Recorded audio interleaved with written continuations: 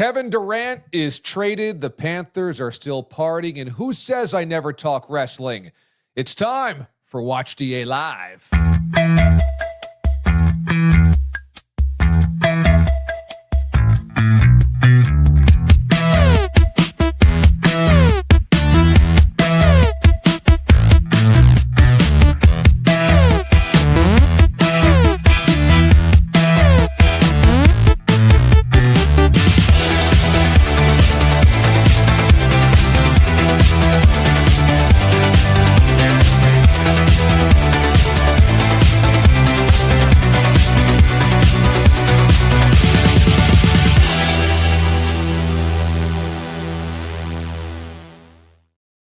All right, everybody, how we doing this fine Sunday evening? Yes, it's Watch D.A. Live, available on all of your social media platforms on Sunday nights at 7 o'clock Eastern Time. YouTube, X/Twitter, and Instagram Live. We have it all there every single Sunday. You know, I've oftentimes been accused of not taking wrestling seriously enough by those wrestling fans. Well, guess what? Tonight I am. Marc Raimondi is an amazing sports writer. He actually covers the Falcons for ESPN.com. He's covered combat sports for ESPN for a long time. He wrote a really fascinating book called Say Hello to the Bad Guy about the Attitude Era of wrestling and Hulk Hogan turning into Hollywood Hogan and what that meant for the culture at large and wrestling at large. So you know what? I was drawn in. We're going to give you a sneak peek of that long-form Q&A, which drops tomorrow on the channel. You'll see for the first time, first debut premiere of the best of that conversation I had with Marc coming up tonight on the show. Also, for members tonight, as you know, you get individualized custom emojis in this chat. If you are chatting alongside the other D-aliens, you know that this can get real hot in the kitchen. The comment section is amazing on all of our platforms, specifically on YouTube. Those members get to use select emojis, and only the members do. There is a brand new custom emoji. Very exciting. And if you're an A's fan, I think you're really going to like this. We have Rosie the cat. We've got bears with tails. We've got making tacos. We've got Cinnamon Berry. And now we have Fisher the Clown. Oh, yeah. Use them at your disposal throughout the night to let us know how you feel about the show and to show everybody how these custom emojis work. You got to love it. And by the way, the more subs, the more members that we have, the more custom emojis we can create. That's the rules of YouTube. And so come one, come all. Let's get weird. It's time to start things off with your Furious Five.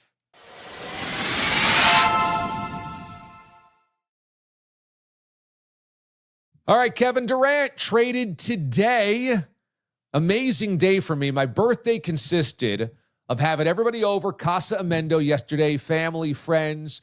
I cooked out, I grilled for everybody, ice cold beverages. I even put some ribs and salmon in the smoker. It was a great day. Then today, got out on the boat a little bit. We don't own a boat, but once a summer, maybe twice a summer, we rent a little pontoon boat, nothing big, to go out in the Hudson with, because we live in the Hudson Valley. That's where I'm from in New York, and just take it out for a couple of hours and get to relax. And that's what I got to do today. So I was not on the phone at all. It was a beautiful thing. 4 hours, no phone. Come back, pop it on, look at ESPN.com. There it is. Durant traded. I'm like, holy crap. That just went down. I missed that while I was out on the boat today. Here's my thoughts on Durant.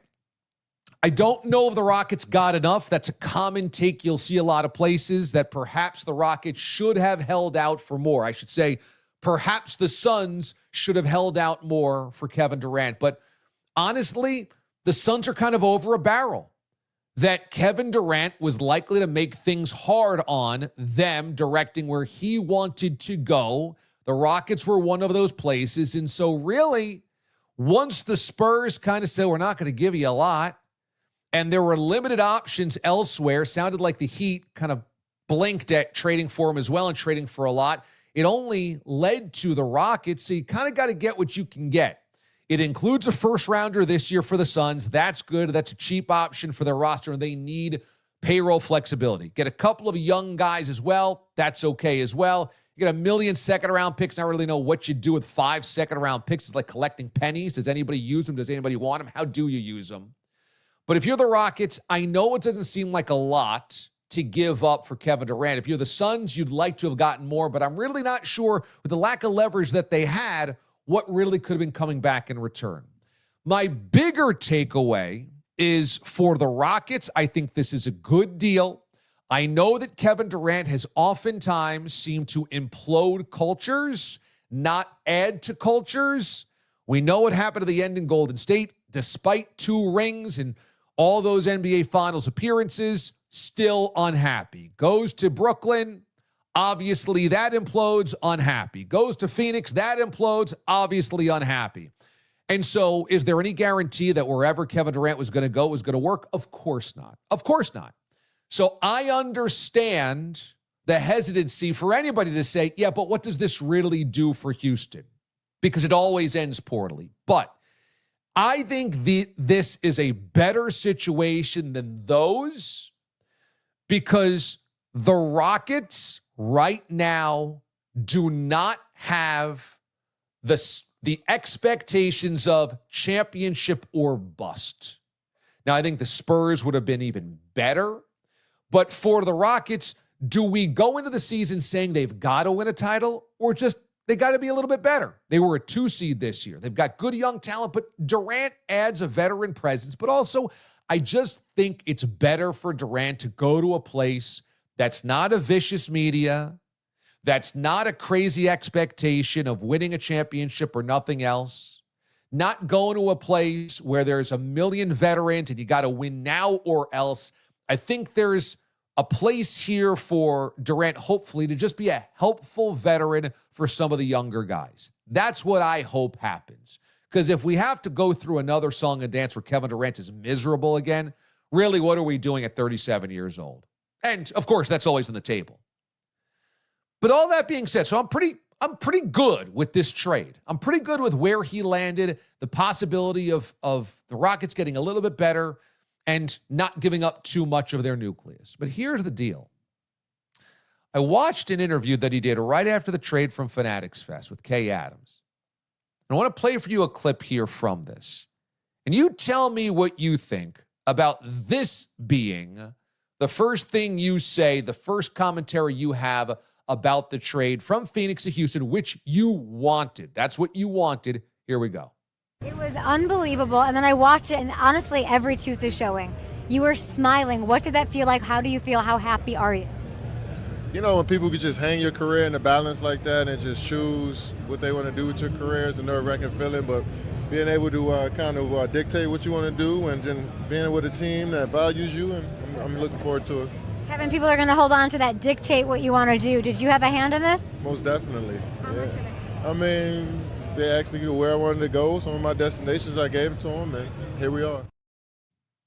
So there you go. You got Kevin Durant saying, basically, I want to go, I get to go to a place that respects me. I mean, are we kidding? We're still doing this? We're still doing this. Where Kevin Durant felt disrespected or unloved or whatever at his last stop in Phoenix. Where he goes, apparently, I'm heading to a team that values me. Dude, what do you think Phoenix was? Phoenix traded away all of those picks to get Bradley Beal because they were trying to support you and the team and Devin Booker to win a championship. I mean, how can you, again, leave a place like Brooklyn, which you shot your way out of Golden State to go to, then you shoot your way out of Brooklyn to go to Phoenix, then you leave there to go to Houston, and in the middle you have the gall to say, I want to go to someplace that values me. Here's the problem. Every one of these places overvalued you. That's the issue, Kev. The problem is, as good as you have been, you've won nothing without Steph Curry. You've won nothing without a team that had already won 73 games in a championship without you. And so here we are, the third team since you won a title in what, like 15 minutes?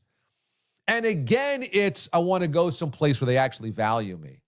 Playing the victim.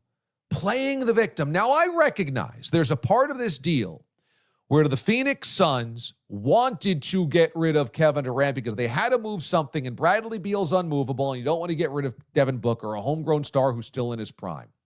Understood. So maybe Kevin actually didn't want to leave.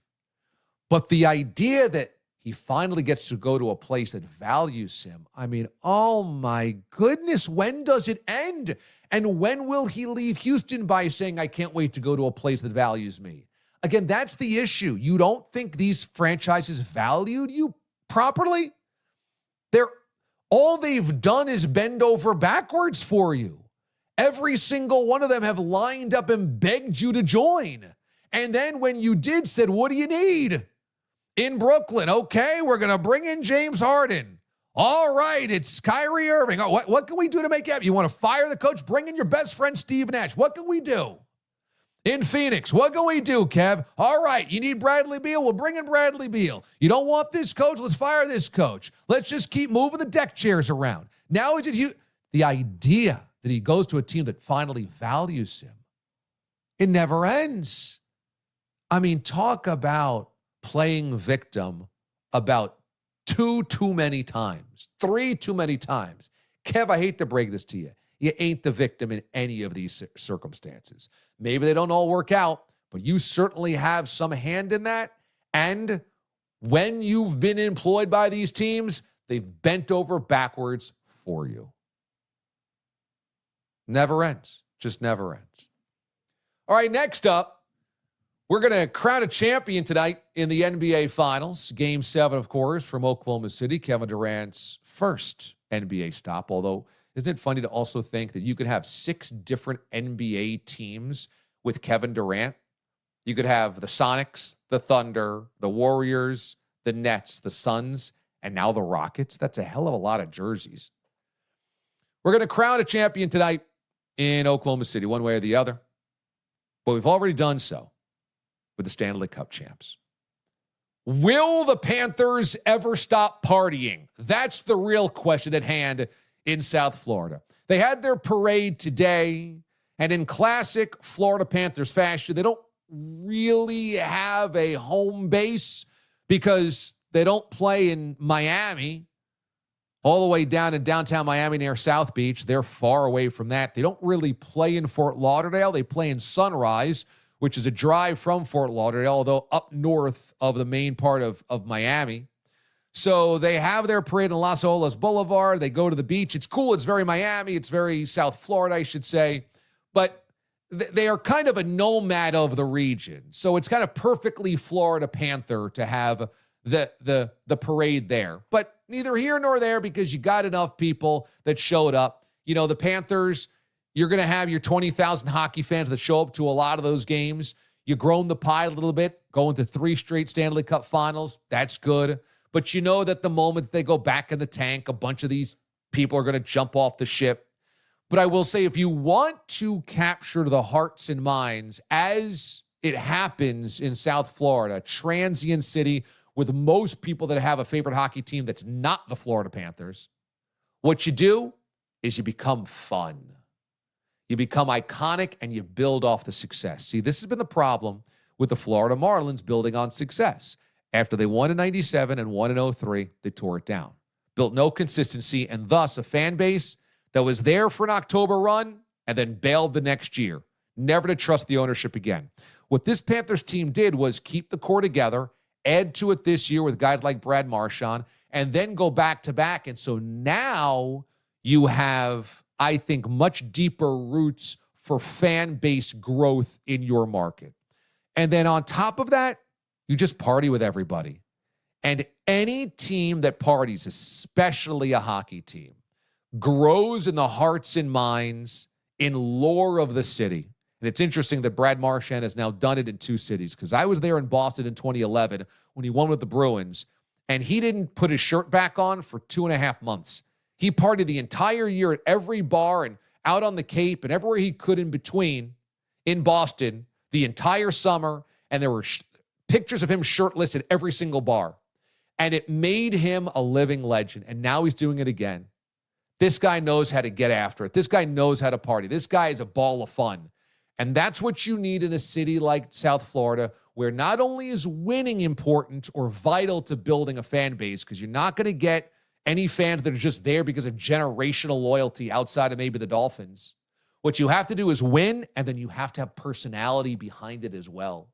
You have to have charisma and fun. And no town likes its fun more than Miami. So if you are the Panthers and you're looking to make sure this success resonates 5, 10, 15, 20 years from now, what you do is you become legends by partying at the Elbow Room or on Las Olas Boulevard or South Beach or wherever the entire summer. Don't take anything seriously. Just keep partying. Hoist that cup around. Have it in the city in bars and restaurants throughout the place every single day you can. And just be the fun guys. Because then you become legend. And I'm not going to compare it to the 72-73 Dolphins. They were first. Their football, they had Don Shula. They had a perfect season. You're not topping that. But going back to back is a special kind of thing. The Heat did it, right, in 12 and 13, and they had LeBron, and that's the type of thing that puts your hooks in. But also kind of a microwave championship. LeBron comes, Dwayne Wade is there, but it's like suddenly, okay, now we're the LeBron team.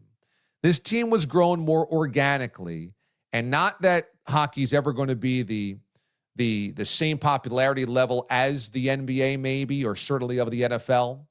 But if you want to do it and do it right, you look at how the Panthers have done it, and I think that's a good recipe for starting to really build deep, long-term loyalty with your fan base. Just keep partying. Just keep partying. Next up, a little football news, okay? I saw this, and I thought this was interesting. The Athletic had a piece about Sam Darnold's free agency and the Raiders kicking the tires on Sam Darnold. And apparently the guy within the Raiders organization that did not want Darnold was Tom Brady. And that was the reason the Raiders did not sign Sam Darnold. Now we know that the Raiders actually don't have a better option at QB than Darnold, at least not on paper. You look at the poo-poo platter that they've got under center this year, you're like, oh boy, Gardner Minshew, Desmond Ridder, and Aiden O'Connell. No thanks. But Sam Darnold is not a Raider because Tom Brady was not in favor of it. And you know what? This is one of the smartest things Tom Brady's ever said or done, and a really good piece of reasoning for his new team. Why do I say that? Even though they've got very mediocre quarterbacks right now, and you could argue that Darnold would be an upgrade over any of those guys, what Sam Darnold needs to succeed, as we saw last year in Minnesota, is everything around him to work perfectly. He needs the Justin Jeffersons.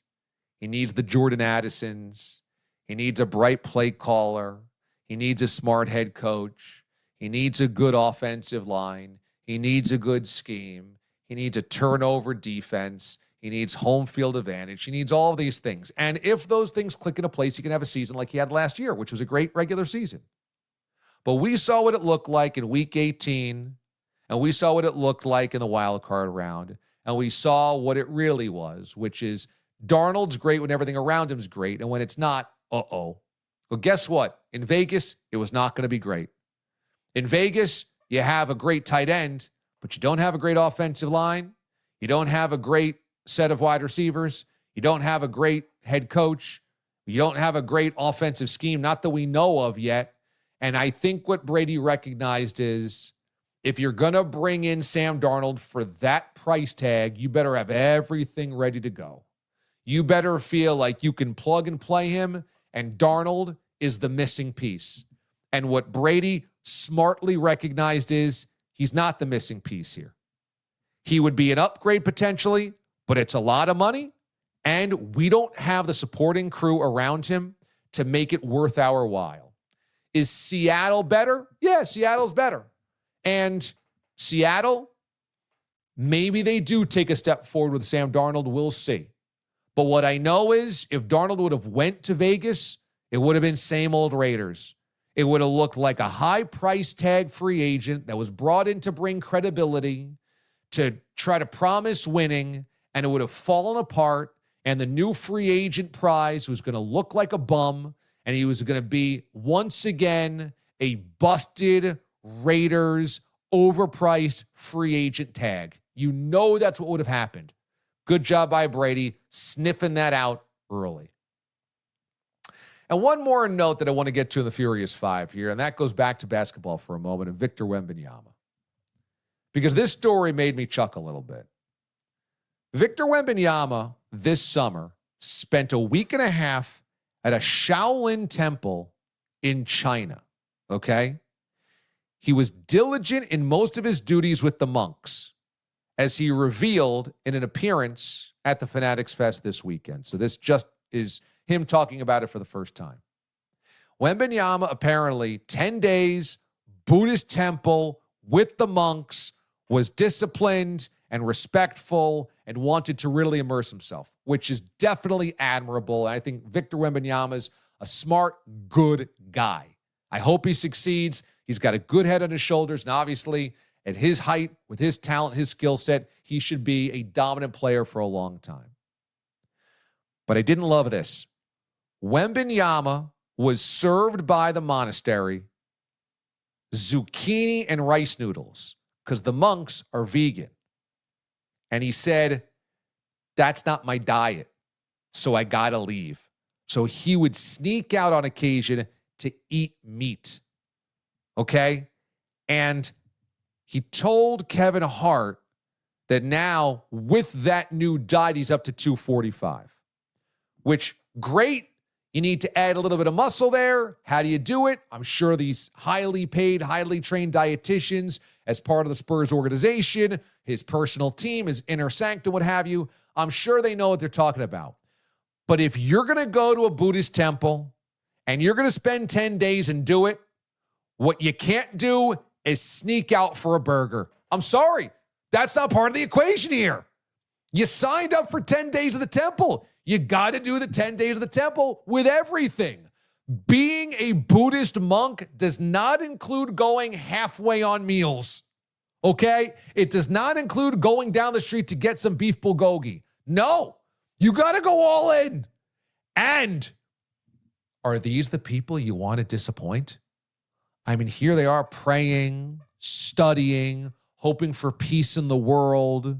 They're the most highly enlightened persons on the face of the earth, potentially, incredibly disciplined. You can't let these guys down. You can't just sneak out for your steak. I'm sorry. They're like, that's not part of this. You want them seeing you lick your fingers as you come back from, getting yourself a Nashville hot chicken sandwich? I don't want to be on the wrong side of the temple. I'm not on the wrong side of the Buddhist monks.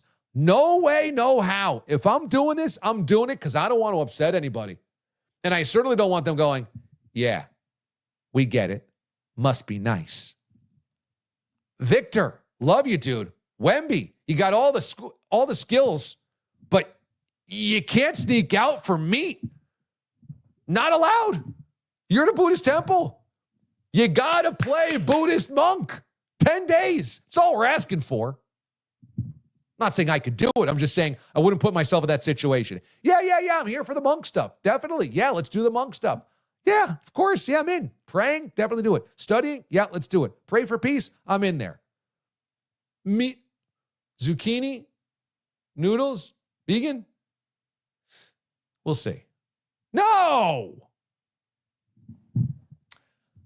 I, over the years, have made fun of wrestling on my shows, as we all know. Pete the Body, who was a crucial member, founding member of the D.A. show on CBS Sports Radio, huge wrestling guy. Every time he wanted to talk seriously about wrestling, we of course laughed.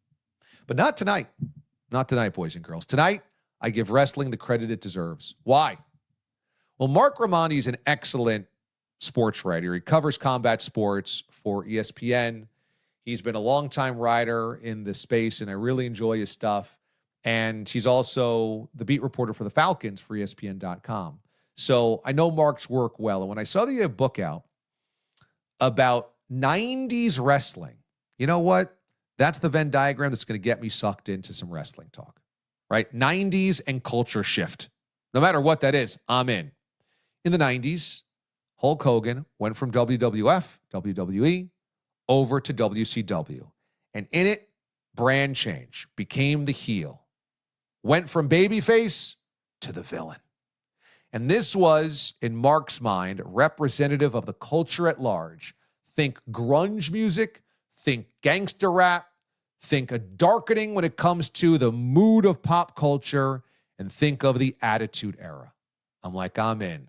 The book was fantastic. I interviewed Marc for Q&DA. Here's a snippet, a teaser, a piece of my conversation, which will in full be posted tomorrow on this YouTube channel.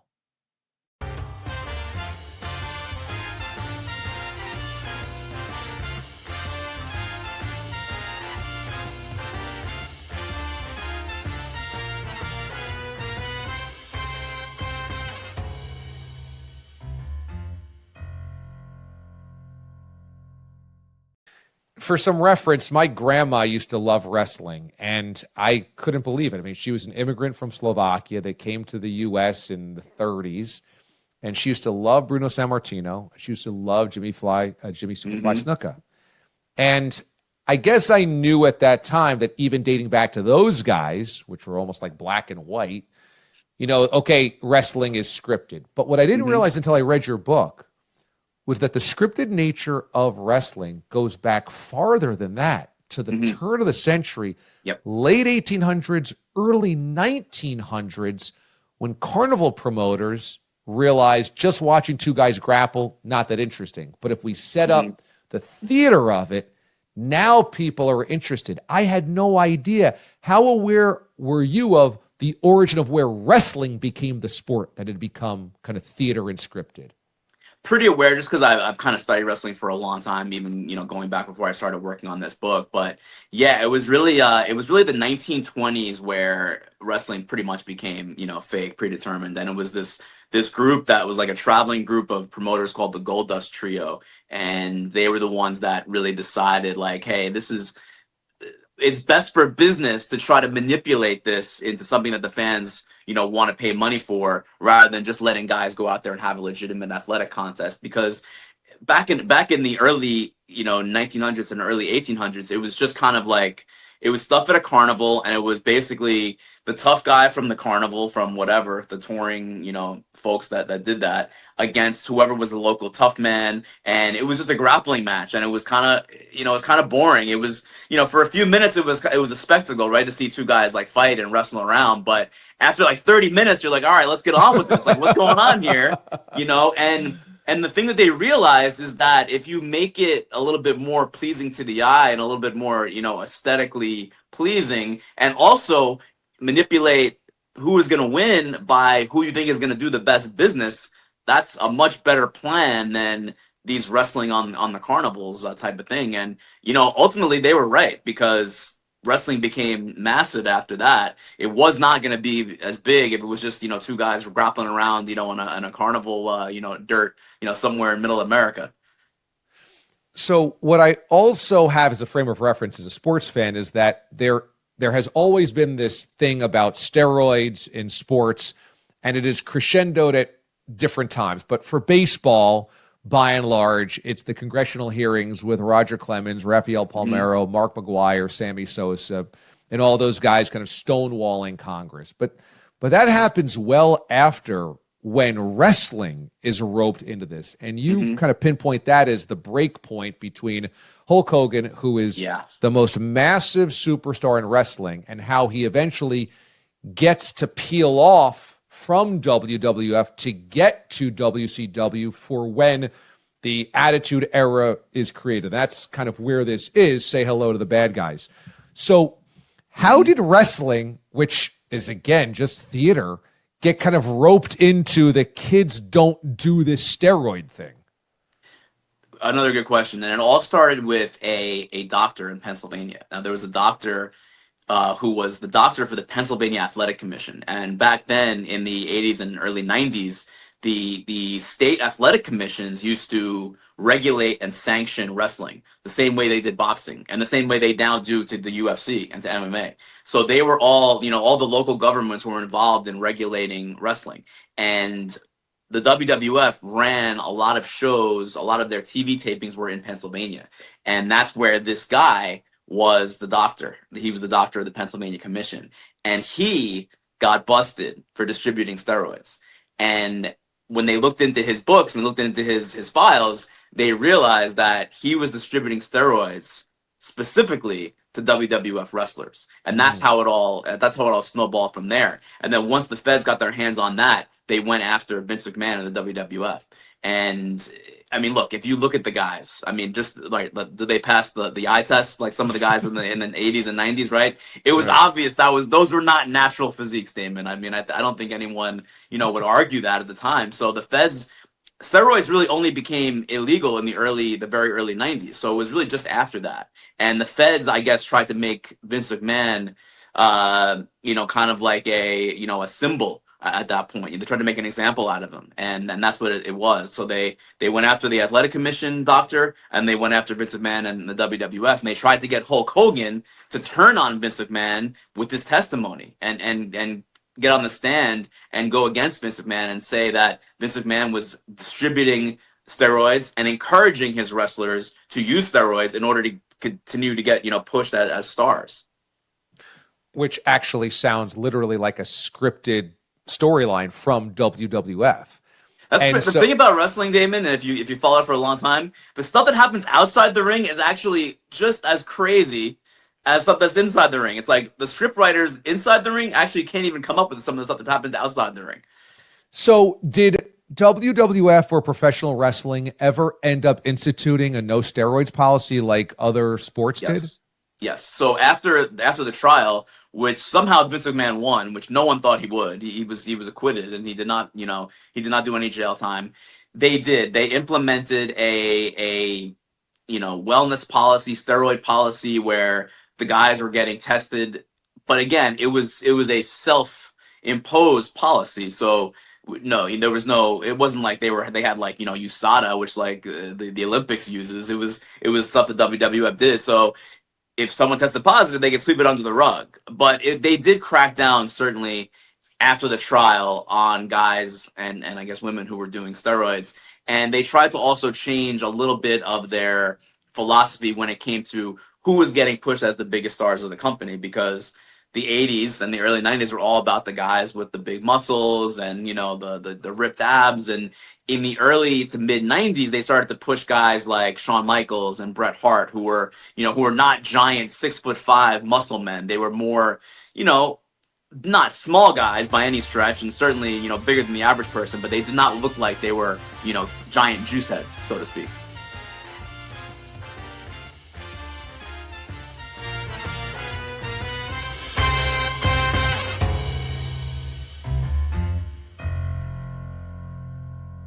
It's a really cool conversation that I had with Marc, and it's about a half hour long. So I encourage you to watch it when it's uploaded tomorrow when we will release it. And that's going to be the day that we usually do Q&As, long-form conversations that I get to kind of pick the brain of people that I wouldn't normally talk to on the radio show, and some non-sports stuff as well, some unique guests, unique voices. Last week we had the Hip Hop Museum's curator, Rocky Bucano, which was really cool, about the origins of hip hop. Next week, we'll be talking to a celebrity chef. I'm not going to tell you who. I'm going to let you find out. We'll tease that and then tell you coming up next week on the show on Watch D.A. Live. But just really great conversations. And so that'll drop tomorrow. And then part of every Q&A is my Raw feed series, which is for members only. But it is my dissection of the conversation through my eyes. And so last week when we had Rocky on talking about hip-hop, I went through my first CDs I ever bought. I went through what got me into hip-hop. I got into my evolution as a fan of music and the type of genres and how it evolved and how it transformed. And so if you like that kind of idea for members only, become a member. It's less than a cup of coffee for a month, okay? I mean, how good is that? And if you become a member of the Jedi Council, you get to use your own emojis. That's right. If you check out the chat right now, all the green names are all members, which is awesome. Thanks so much, everybody that has joined for the exclusive members-only content, but also cool stuff like personalized emojis. And Aiden, if we would bring up the graphic right now of the new personalized emojis that we have 5 of them. Here are the first 4. Rosie the cat, bears with tails, making tacos, and cinnamon berry. Well, every time we add a certain number of members, we get to create a new emoji. That's the YouTube rules. And so this week, we have created a brand new emoji, and that is John Fisher the Clown, because this week, the owner of the A's is supposedly doing tomorrow the groundbreaking for the new stadium in Vegas, which is hysterical for the A's because you know what happens at the same exact time as groundbreaking on the new stadium? Selling his soccer team. Interesting coincidence of timing, is it not? Now, Aiden, you might see this in our downloads for our Photoshop and for our images. So if you can find that and you want to post that would be hysterical. If not, somebody that's actually right now, one of the members can use this by typing in Fisher, Fisher, for our personalized John Fisher the emoji, John Fisher the Clown, which is a really nice, I think, ode to Krusty the Clown. But what do you think happens here? Well, he's got to come up with more than $1 billion of his own money to get this deal done, to get the new stadium done. So what's he got? He's got to sell his MLS soccer team, the San Jose Earthquakes. That's clearly what is happening here. The guy didn't have the cash, and the guy didn't have lenders that will lend him the cash because they don't trust him. This is amazing. And so right as the shovels are supposed to go on the ground ceremoniously, we're also selling the other sports property. Chef's kiss. Just too perfect. Absolutely too perfect. And so, yes, I know there's plenty of A's fans out there that will like to do a John Fisher the Clown emoji. So, nice big red nose, big bow tie. He's got the hair, the crazy hair, and a little top hat.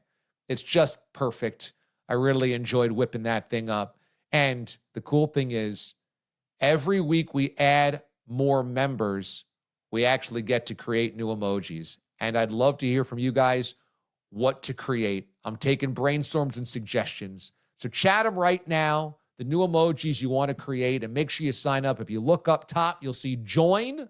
All right. And there's the Fish of the Clown. You'll see the join right above me. Okay. Or there's a URL that says Jedi Council. Just put that in the description. You'll see it in the description of this video, in the description of this channel, or other videos as well. And then pop that into your browser and join there. For less than the price of a chicken sandwich, you can have yourself some fun with emojis. What could be better than that? Plus, as I said, Raw Feed series coming up this week on Marc Raimondi's conversation about the NWO era. All beautiful.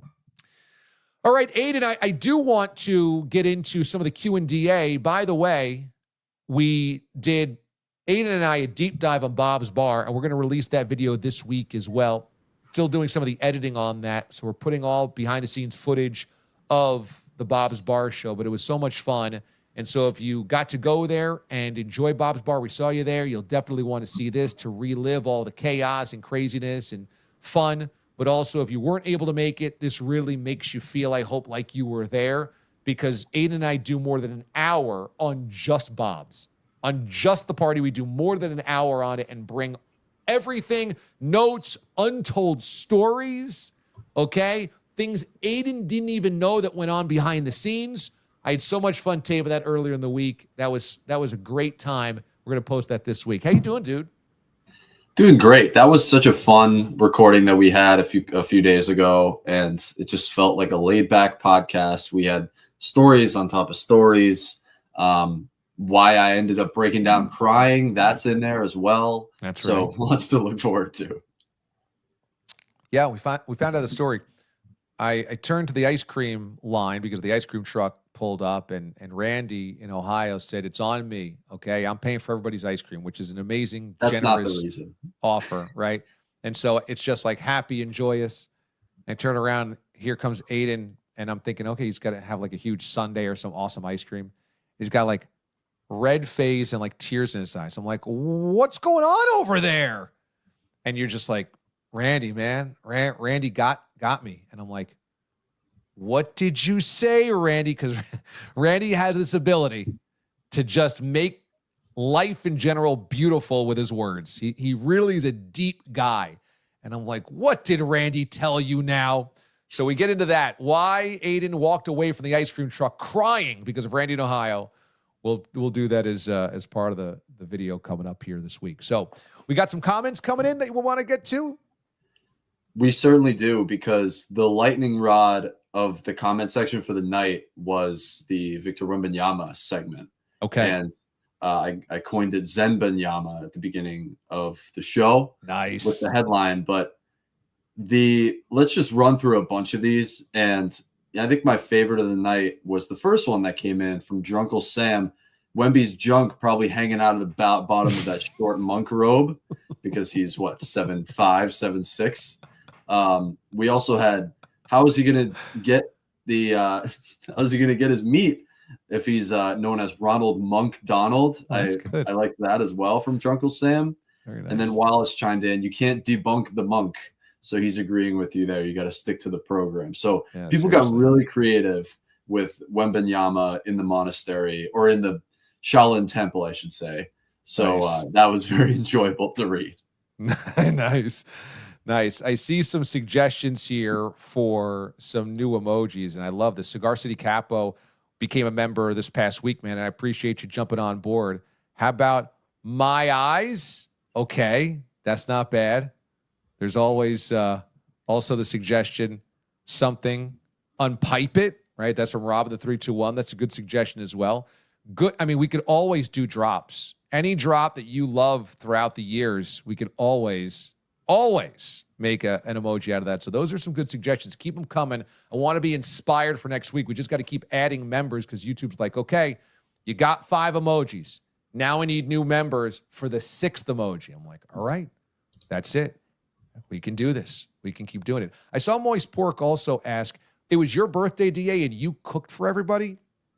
Indeed. I had everybody over the house yesterday, and honestly, I put too much on my own plate, literally. I wanted to break out the smoker because before AJ was born, I had the pit barrel smoker, and I used to do a couple of racks of ribs, salmon. I've done a lot of other stuff as well. I've done pulled pork on there. I was doing them during the summer and fall. I don't know. Let's just say 6 times a year or so, once a month when it was kind of smoking season. And if it was a randomly nice day in November or February or March, maybe I would break it out as well. And AJ came along, and, when you smoke, like, that's an all-day affair. That is not just you throw some meat inside the smoker and leave it. I'm not doing that with a Traeger where I can have a phone out and that's it. You got to baby it. It's the only way to do it. I always do full wood, original wood from my property that I cut, that I chop, that's like wood chunks. So I know it's coming from the best place. There's no chemicals in the wood, what have you. And you got to get the fire hot enough. Then you got to make sure that the smoke is, thick enough. But you can't still have flames going because that'll burn it. And then you can't have the smoke go out. Then you got to create the fire again. So it's a really labor-intensive job. But man, when it's done well, those ribs are amazing. So I really wanted to do this for the first time since AJ was born, and he's 2 now. So I have really not smoked ribs in 2 years. So I'm like, I got to do this for my birthday. I really want to do it. But I also offered everybody burgers and hot dogs, okay? Because, the ribs, I had 3 racks, but I'm sure people wanted a burger or a dog as they waited, what have you. So I was on the grill doing burgers and dogs. Then I had the racks of ribs. Then I put salmon in the smoker as well. And frankly, that took up most of the day cooking for everybody. Now, I love cooking, and I love cooking for everybody, and I love hosting everybody, but it was too much. I should not have done that. I really should have limited what I was cooking for everybody and then let somebody else cook like the burgers and dogs and just do the ribs. or maybe do the ribs earlier in the day before everybody came by and then maybe reheat them or something like that, or just have them coming out of the smoker right when people arrived. But people are going to trickle in. We have people coming over at 4 o'clock, 4:30, 5 o'clock, 5:30. So I kind of wanted to wait till most people were there, but it was a mistake because I really didn't get to enjoy myself until after all of that was done. And that was not until maybe 8 o'clock or so, 9 o'clock, when I really could just like exhale, relax. Okay, we're good here. Maybe I should say a little earlier than that. Maybe more like 7:30, 8. But for the first 3 hours or so, I was cooking for everybody. That's right. And I was cooking earlier in the day as well and prepping. So it was a little bit too much moist. But, when you have everybody come over, you kind of want to make sure that they're well fed, they got cold beverages, they got good music, they're having a good time. That's always been the most important three things to any party that I've thrown. Those are the most three important things to any party I've gone to. So all those things, I like when I can contribute to them all. And the cooking is always fun, but you don't realize, you're like, oh my God, I miss being able to like talk to so-and-so. Also, I'm chasing AJ around to like make sure he doesn't like fall off the porch and like run into the smoker and, a million things. He's like, let's go that way. I'm like, the party's here, man. Why are we going all the way down that side of the lawn? No, over here. That way, that way, that way. I'm like, bro, I don't know what to tell you. I can't go. We're not going to the house next door. Here's the party, man. I don't know if you don't like the party, but here's the party. That's what we're going to do. Also, by the way, merch is available on the merch store. That's right, watchdastore.com. You can still use code DADS. I want dads to be able to get 10% off their order all month long in honor of Father's Day. This is one of the things you can get, an amazing glass. I've been drinking out of this all weekend long. You got the Brady Bunch t-shirt. You got the Rose of the Cat t-shirt. There's the Brady Bunch t-shirt as I spill the water that I just had. We also have the Forever Oakland t-shirt. We have the Mothership t-shirt. All those are available right now. They're in all sizes. You can get men's, you can get women's, you get unisex, you get youth. Make sure the kids have their gear for the summer. You got hoodies, you got t-shirts, you got tanks. Pretty cool. And the Last Dive Bar helped me out with all of that as a store. You'll see it's part of the Last Dive Bar store. So they're just amazing. Brian and Paul and the gang, they totally hooked me up with this great site. They love you guys. They wanted to help out. They wanted to contribute. I love them for it. So go there and check it out. And when you click around watchdastore.com, you can just click right out of that to Last Dive Bar. As always, code Mothership get you 10% off your Last Dive Bar merch. Code DADS get you 10% off your DA merch. What could be better than that? Take 10% off everything you want to buy, right? There you go, which is basically tax and shipping is lopped right off. So whatever you see the price of the item is, that's basically what you're getting it for, which is pretty good. No, it's basically free shipping, no tax. Not bad. So use code DADS, D-A-D-S, all month long in June to get 10% off for Father's Day month. There you go. You'll love it. I'll tell you. The stuff is great, and it's really high quality. Suey Prince, which works with Last Dive Bar, they do great stuff. And the Bourbon Belle, she knows quality, and she's not gonna pussyfoot around it. And she's like, no, this is good quality. These are good prints. She inspected it. Oh, this is really good. This is really nice. They did a great job with this. I said, they could be a tough judge. It's like, no, these are really nice. So Suey Prince and Last Dive Bar did such a good job. I appreciate you. Comments are streaming in. I love this chat on Sunday nights. I really do. I love the chats on Sunday nights because everybody is just, once again, coming together. And, I see all the familiar faces. Then I see new names. I see faces and names that I've seen at Bob's Bar shows, faces and names that I haven't, but I've seen for years, going back to the CBS show. It's just great. So Sunday nights are so much fun. We love coming together for this. I love seeing you guys. I do feel like there's something missing when we don't get to do it. It's like I didn't get to hang out with my friends on Sunday nights. And look, a lot of stuff's going on in the world right now. You don't need me to tell you that. And it can be really intense, and it can be really tough, and it can be scary, and it can be depressing, and it could be worrisome, and it could be all those things. I get it, and that affects everybody. No matter where you are on the political spectrum, all these things, can be very pressurized, and they can sit with you. I feel like we've created a group of people that you can come to on Sunday nights and just chill and feel good with. I really do. I'm most proud of this. I said this to Aiden multiple times. I said it last week on this show. I'll reiterate it. We talk about it ad nauseum with the Bob's Bar recap show coming up this week. And that is the coolest thing I walked away from Bob's Bar was the super high caliber of person that showed up.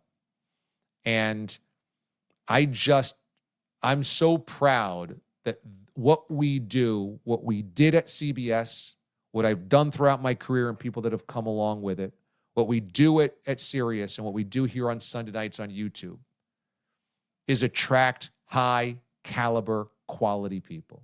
Every single person that showed up to Bob's Bar, you could sit down for a half hour and have a real conversation with. You know, everybody wanted to contribute. Everybody wanted to be friendly. Everybody wanted to be inviting. Everybody wanted to meet one another. I just said, whatever luck I've had kind of falling into great situations and trying just to maximize those situations, I'm so blessed to have attracted such good people that care about the show, that care about what we do, that come out to events. And I'll quote Moist forever when he said, last Bob's Bar, you know, I came here expecting to make friends and I left with family. And I feel the same exact way. And I think everybody that left there felt the same exact way. And it says just a lot about the caliber of people that come here. So if you yourself want to find safe space in a crazy world, if you know others that could use a safe space with quality people, others that might feel alone, others that might need some type of social group or friends or point them in this direction. Tell them to subscribe to the channel and just come Sunday nights and be part of the chat. Or they can watch it and follow the chat, after the fact. But it's so much fun in live form because you get to interact with everybody. Tell them to come on Sunday nights. Just be like, hey, subscribe to the channel, watch one show, and just join in. Say anything, chat anything, because you will make friends for life. I'm telling you. And it's extraordinary. And it just says so much about you guys listening, watching, chatting, caring. It's extraordinary. It's amazing. It's truly amazing. And I just can't say thank you enough about the type of people that keep coming here and embracing everybody else. So again, friends, family, coworkers, that you're like, hey, you know what? You could use this because it's kind of a jot of feel good, a shot of feel good in your arm. Do it. Bring them, welcome them, bring them in and say, it'll be good. We promise, because it will be. It just always is.